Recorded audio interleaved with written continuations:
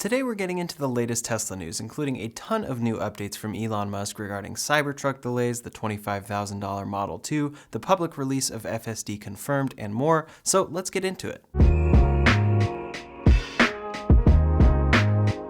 First up today, a couple of updates about the Plaid Model S, Tesla's newest and fastest car that has had some trouble getting underway for full deliveries. I have a Model S Plaid on order with an estimated delivery date of September 3rd to 22nd, but that has been pushed back 3 times, and we're seeing that across the board for most people who have orders in. The white interior appears to be the most in demand, but one feature of this that was originally supposed to be included was a tilting screen. Originally, Tesla's description for the screen on this car was, quote, with 2200 by 1300 resolution, ultra bright, true colors, exceptional responsiveness, and left-right tilt, the new center display is the best screen to watch anywhere. Then right around the first delivery event, this updated and removed any mention of a left-right tilt. In my experience using the Plaid Model S, I feel that this feature isn't really needed, but it's something that people have wanted. Around the time of its launch, rumors were popping up that Tesla was bringing out this feature in the future via a software update. I was skeptical of this since it's something nobody actually saw in action, but many were expecting the screen tilt to come in a software update as they were told by Tesla employees. Well, now it has been officially confirmed that the hardware is not included in the Plaid Model S to tilt the screen. Tesla removed any mention of it on their website originally, so it wasn't expected, and now it is officially not coming. Sawyer Merritt tweeted about this saying, quote, I was told Plaids that have been delivered do not have motors for the screen, but was told the mechanisms are in place so retrofits are possible. Tesla could have left out the motors due to part supply issues, but I don't know for sure. It seems like Tesla was planning to bring out this screen tilt, but the hardware has not been included in delivered Model S's. We'll see if those retrofits come about, but I personally wouldn't count on it. The refreshed Model X hasn't launched yet, but one was spotted testing in the wild with dog mode on. We can see it featuring the yoke steering wheel, showing again that Tesla plans to only make this wheel on both of these cars when they launch. Plaid Model X's were also spotted on the Fremont test track a few days ago, leading many to hope that it is coming very soon. Tesla's website still shows March to April delivery of this $100,000 plus car, but hopefully customers with orders in will be able to get theirs in the next couple of months. Next up, some big news from Elon Musk about the Cybertruck and $25,000 Tesla, among other things. According to a few sources, Tesla held an all-hands meeting on Thursday evening that covered a lot of topics. Some of the overview things shared by Sawyer Merritt included things like October approval for Model Y production out of Gigafactory Berlin. Likely they'll be making Model Ys out of there starting then with normal 2170 cells, and they will gradually shift to their new 4680 batteries unveiled at Battery Day. For Giga Texas, Tesla is apparently going to spell their name on the roof for planes to see landing at the airport nearby. Regarding the Cybertruck, there's been a lot of confusion and rumors as to when it will finally be made. We know that it will be coming out of Giga Texas and that Tesla has officially delayed initial production to 2022, according to the Cybertruck website. Well, some new news for the steel factory that is supposed to be used for the body of the Cybertruck came out last week. Drone footage of the Steel Dynamics Sinton plant showed the facility coming to form and progressing quickly, much like Giga Texas. This company is expected to make the Cybertruck steel and steel for the SpaceX Starship program. Apparently, quote, Tesla would still be redoing the steel that it would be taking from the Sinton facility to create the Cybertruck's exoskeleton. This plant is expected to cost $1.7 billion to create and start operations in fall of 2021 originally. This is good news for the Cybertruck timeline, but Elon specifically said on this call that they expect, quote, production starting late 2022 and volume production in 2023. He reiterated how difficult the technology is on this truck to ramp up, but, quote, it will be a special project, like a glitch in the Matrix, like if Neo had a car. While this isn't very shocking, given how much Tesla is ramping up Model Ys, how much the 4680 cells appear to be delayed, and how much chip and supply shortages are affecting the whole industry, it's still disappointing to see another deadline not met by Tesla. Late 2021 was the original Cybertruck announcement date, and now it looks like a full year late, if not into 2023. The other car that is the most delayed from Tesla is the new Roadster, unveiled all the way back in 2017 for a 2020 release. Elon tweeted about that car, and what he said also applies to the Cybertruck. Quote, 2021 has been the year of super crazy supply chain shortages, so it wouldn't matter if we had 17 new products as none would ship. Assuming 2022 is not mega drama, new Roadster should ship in 2023.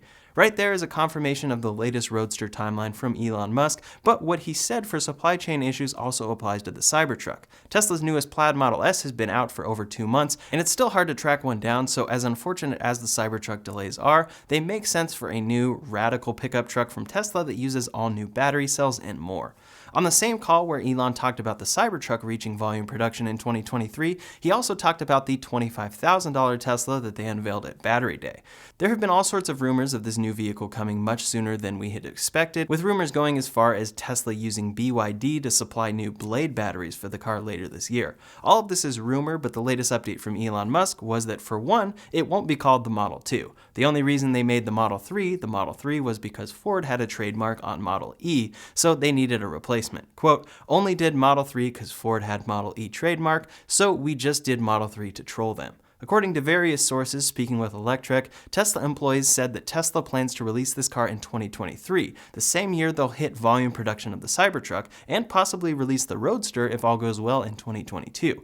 So as for the release of these cars, it looks like Tesla is planning to release 3 new cars in 2023, with the Cybertruck possibly starting a release in 2022 if all goes well. While that sounds ambitious, keep in mind that right now Tesla is building 2 new large factories. Giga Shanghai continues to make more cars each day, and Fremont keeps pushing. With over a year until 2023, it definitely seems possible that they have enough operations and supply going for all of these cars to come that same year, and I can't wait. Regarding the $25,000 Tesla though, at Tesla's Battery Day, Elon Musk said something that he just clarified on this call. Here's what he said originally at Battery Day. Very compelling $25,000 electric vehicle that's also fully autonomous. That goal of it being autonomous seemed like it would have the option to have Tesla's full self-driving package that should be much more functional by then, but he meant much more. According to Sawyer Merritt, quote, Elon said Tesla is considering Model 2 not having steering wheel and pedals and just roll the dice on FSD. Tesla has unveiled renders before of their goal to make a Model 3 without a steering wheel, but there were obviously delays, and they're hoping that true Level 5 autonomy will arrive in line with the release of that $25,000 EV so that it only drives itself. Now, people will be upset about that for sure, but it isn't a for sure thing. Apparently, Elon even asked employees, quote, do we want to have this car come with a steering wheel and pedals? His vision is that full self-driving will be safer than a human being driving, so it will make sense to ship a car without a wheel. Tesla shipped the Model S Plaid with the yoke wheel exclusively, so they're known to do radical things with main controls of a car. However, Teslas are also incredibly fun to drive, and this car shouldn't be any different. My guess is that it will at least initially release with normal features like a steering wheel and pedals, but Tesla absolutely wants to achieve this goal and at least have the option to buy it without, since in theory it should be safer. The last new vehicle Elon talked about at this event is the idea of a robo-van. This would also require FSD, but Sawyer Merritt said, quote, robo-van in the future to address people with disability. As I've talked about in previous videos, Elon has talked a lot about the idea of a future Tesla van, even saying it would be built on the Model X chassis. This would probably merge into the same project, but like their vision of a $25,000 vehicle in 2023 would be a van that drives itself only. These are all great goals for full self-driving, but we've seen how long progress actually takes on these things, so most won't actually count on these robo-vans or 100% self-driving cars for 2023, but I'd love to see it. A couple more updates from that call include Tesla reportedly starting to open up their supercharger network as soon as next month, first in Europe to other cars. Tesla is working on an app to make it easier for other cars to work with superchargers, and they've apparently tested 14 different EVs for compatibility so far. This is exciting for Tesla's mission, but as they continue to sell tons of cars, they'll need to significantly ramp up their supercharger expansion in order to prevent lines and backlogs charging Teslas, as well as other EVs that could potentially charge slower and for longer. Extra revenue from more EVs using their chargers should help them expand quicker, so hopefully that all goes well when it eventually launches across the world.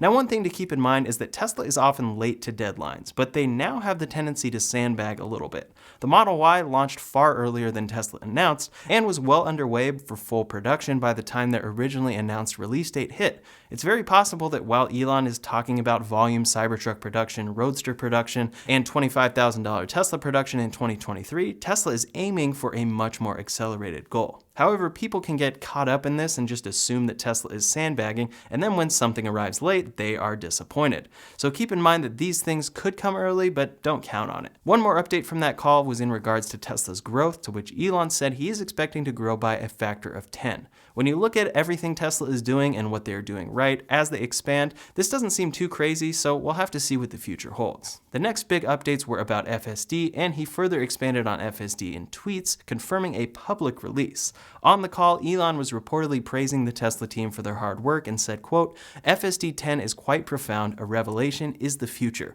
V10 next week and button request 2 weeks after that. Tesla's full self-driving package appears to be getting a much-needed and much-anticipated update in the next few weeks. Tesla has been releasing beta versions to beta testers fairly regularly with a fully retrained neural network in process, labeling in new ways that the autopilot system has not done before. It has been in process for a while, and Tesla has promised their auto steer on city streets feature as coming later this year for quite some time now. In fact, for well over a year. In any case, the latest updates are looking promising for a wide release coming to the general public. Elon Musk tweeted on September 1st saying, quote, FSD Beta 10 rolls out midnight Friday next week. Now, of course, this is still the beta exclusively for a handful of beta testers, but he followed that up to say, quote, looks promising that Beta 10.1, about 2 weeks later, will be good enough for public opt-in request button. His mention of a request button sounds like this download beta button he mentioned in the past, but it will still likely be a little tough to receive it. Rather than anyone being able to get it or it being pushed to all cars automatically, you'll have to find the button, request access, and Tesla may go through a review process to ensure you're fit to test the beta.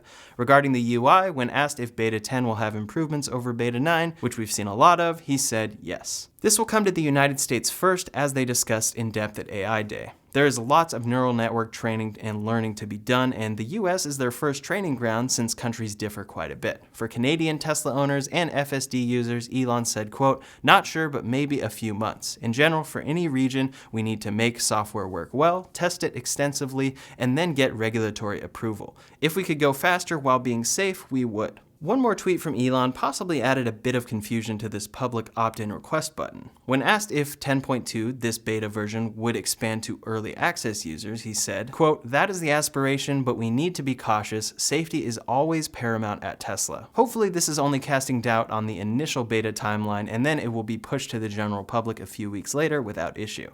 This time, especially after AI Day, it feels like Tesla may be serious and getting close. However, back all the way in March of this year, Elon tweeted saying, quote, due to high levels of demand for FSD beta, adding download beta button to service section of car display in around 10 days. This never came whatsoever, and instead he tweeted 6 days later that the beta had been expanded to around 2,000 owners and taken away from people who were not paying enough attention. Hopefully it's different this time, but I wouldn't count on it, and this is a big reason why I never recommend people spend the $10,000 for the full self-driving package. As it is now, you're paying for future features that keep having tons of delays. It actually seems that many agree with me because in a new survey posted by @TroyTesLike, it shows a declining FSD take rate down to about 11%. This means that about 11% of people buying a new Tesla opt in for the full self-driving package, and there could be a lot of factors for why this is occurring. First, more demand for Tesla cars from people who don't really care about or know about FSD and don't want to pay $10,000 for software. This data stops before the subscription was released for $200 per month, but that may be a factor of a lower take rate in the future for the FSD package on purchase. Since the full self-driving package stays with the vehicle, many like this subscription option. Then there's the fact that Tesla has promised a lot and delivered little when it comes to this package. For me personally, I have it on my Model Y, and the only feature I actually use is auto lane change. The rest is normal autopilot, which is included on every Tesla. This is a big motivation for Tesla to get going with this full self-driving beta if these rates are truly continuing to lower as a result of delays. In an ideal world though, once this beta gets in the hands of general customers later this month or next, it will have all of the core fundamentals in place and millions of miles of data will be collected that will train the neural network at a rapid pace. Then Tesla continues refining and self-driving can get better and better and require less human interaction to the point where none is needed by 2023 for the release of this steering wheel-less $25,000 car. Also, every customer who's bought the full self-driving package so far will get this update and get all of these features, massively increasing the value of their cars, which is why this package is so expensive. If they can actually achieve that, it will be well worth it. That's the goal in an ideal world, and it seems far-fetched that we'll see that in 2023 at level 5 autonomy, but I'd love to see it. Next up, relating to full self-driving, Tesla has begun expanding their driver monitoring system that uses the driver-facing camera in their cars. Currently, Tesla Autopilot assesses driver inattention by requiring steering wheel input. Unfortunately, this can be easily overridden by people who want to be stupid, buying weights for the wheel so that the car can drive and you don't have to pay attention. It's again what Tesla requires, recommends, and what is safe, but people do it anyway, leading to a lot of controversy. As a result, and pushing further into the future for this technology, Tesla has implemented a new driver monitoring system that uses the driver-facing camera the Model 3 and Y have had since the beginning. The new refreshed Model S and X have these cameras as well. Tesla initially put this driver monitoring on radarless cars that have been shipping for the last few months, and now they are pushing the software to all cars, saying, quote, "The cabin camera above your rearview mirror can now determine driver inattentiveness and provide you with audible alerts to remind you to keep your eyes on the road when autopilot is engaged. Camera images do not leave the vehicle itself, which means the system cannot save or transmit information unless you enable data sharing." Tesla is being clear about data sharing here, which is the main concern for many people with this feature, but going forward, it seems that this will be necessary for the safety of self-driving cars until level 5 autonomy is truly achieved and nobody needs to pay attention. Last up today, one small update about the Plaid Model S. Last week it was reported that Tesla crashed a Model S at the Nürburgring, and now there is footage of the car taking laps there as Tesla apparently continues to try to hit a record. It's incredibly impressive footage, especially since this car is available for purchase at a price that, while high, is cheaper than most other cars that can achieve these specs. I'd be very curious to see if they have a round or yoke wheel on that Model S for these runs, but hopefully we'll get some results soon. It does seem that this car is lowered, so we'll see if it has other modifications to optimize it for the Nürburgring. That's all the latest Tesla news for today, so in the meantime, if you want to check out the latest about Tesla's AI robot, you can check out that video linked over here or in the description below. Thanks so much for watching, and I'll see you on the next one.